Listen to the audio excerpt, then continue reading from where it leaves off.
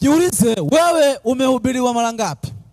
Kuna watu ambao wamehubiriwa toka wakiwa tumboni, wakakuwa wakihubiriwa.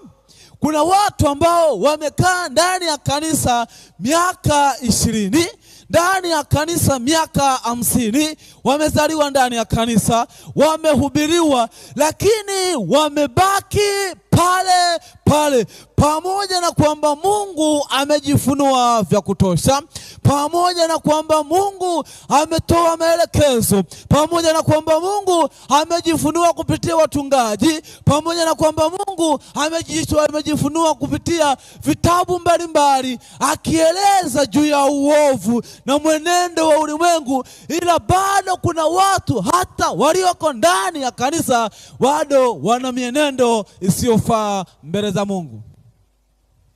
Yaani kama wewe umehubiriwa miaka 20 haujabadilika, lakini hawa watu wanahubiriwa ndani ya siku moja, ni lazima hawa watu katika siku ya mwisho watatushangaa, kizazi cha karne ya 24 ya 21, maana wao walihubiriwa katika hubiri la siku moja, hubiri ambalo ni fupi, wakabadilika, wakatangaza kufunga. Na habari inapomfikiria mfalme anashuka katika kiti, na yeye kwa amri yake na wale mawaziri anatangaza kufunga, anaketi katika majivu, wote wanyama wote na wanadamu wote wakaenda wakamlilia Mungu, hubiri la siku moja. Lakini sisi katika karne ya 21 tumehubiriwa mahubiri mengi sana, lakini tumebaki pale pale. Kuna watu ambao wamehubiriwa habari ya uzinzi